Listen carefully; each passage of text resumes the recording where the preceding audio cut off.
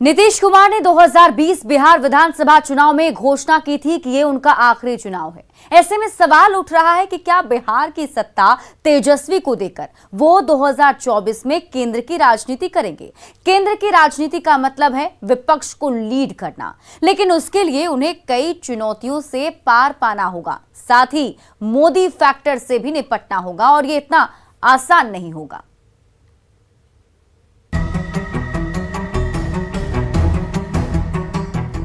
मैं नीतीश कुमार सत्यनिष्ठा से प्रतिज्ञान करता हूं। बिहार में महागठबंधन की नई सरकार का दौर शुरू हो गया है। बुधवार को एक बार फिर नीतीश कुमार ने तेजस्वी यादव के साथ शपथ ली।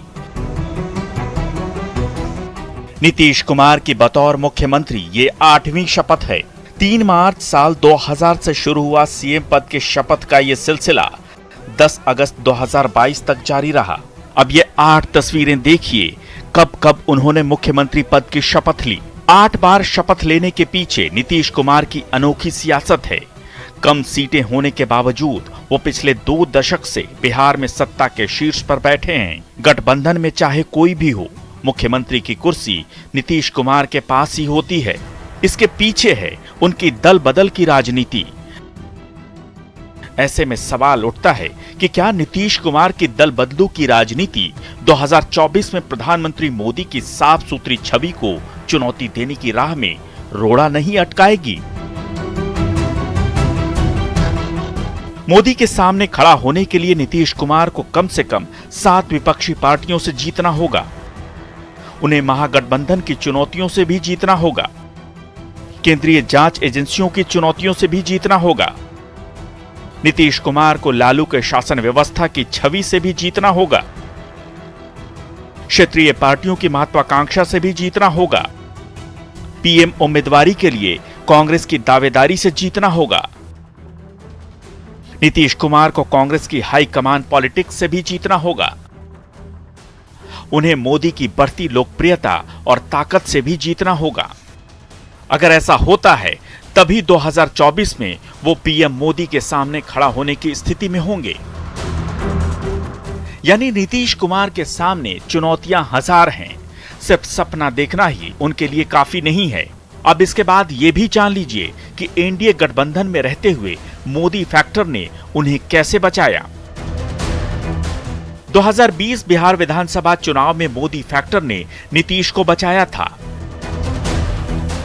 इससे पहले नीतीश कुमार का गठबंधन तोड़ना बीजेपी के लिए फायदेमंद रहा था। 2020 में बीजेपी ने 110 में से 74 सीटों पर जीत दर्ज की, यानी कि उसका स्ट्राइक रेट रहा 67%, जबकि जेडीयू ने 115 में से महज 43 सीटें ही जीती, यानी कि जेडीयू का स्ट्राइक रेट रहा 37%। नीतीश के खिलाफ एंटी इनकम्बेंसी के बाद भी मोदी का जादू चला।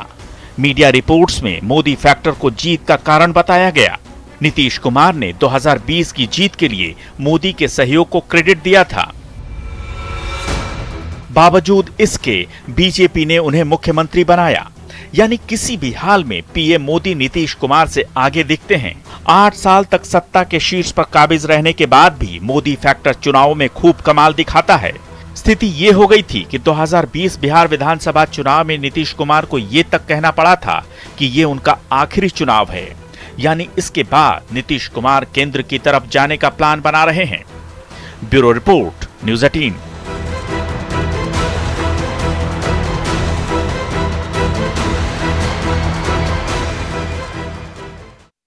सरताज है तो वो है मुख्यमंत्री नीतीश कुमार। बिहार की सत्ता पर मजबूत पकड़ रखने वाले नीतीश का सियासी कद इतना बड़ा है कि गठबंधन में जेडीयू बड़े भाई की हैसियत रखे या छोटे भाई की, सरकार एनडीए की हो या महागठबंधन की, सरकार की नैया नीतीश के चेहरे पर ही पार होती है।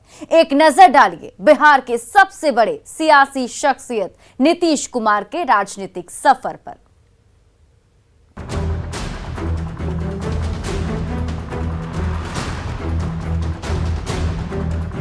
मैं नीतीश कुमार 1 मार्च 1951 नालंदा जिले के बख्तियारपुर प्रखंड के कल्याण बिघा गांव में जन्म हुआ एक बच्चे का। नाम रखा गया मुन्ना। वही मुन्ना आगे चलकर पहले इंजीनियर बना और आज की तारीख में बिहार की सियासत का सबसे बड़ा चेहरा। नाम नीतीश कुमार।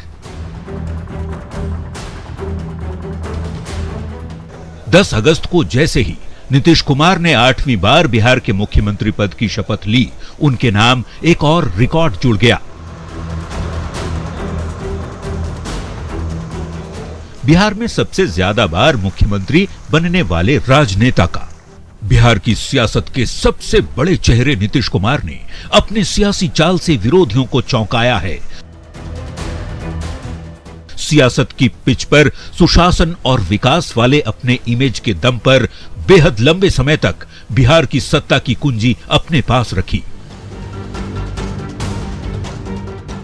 71 साल के नीतीश कुमार ने लालू राबड़ी काल के बाद खुद को बिहार के विकास पुरुष की छवि के तौर पर पेश किया।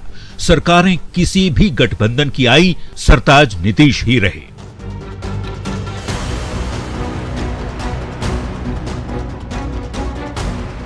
तो एक नजर नीतीश के सियासी सफर पर भी डाल लेते हैं।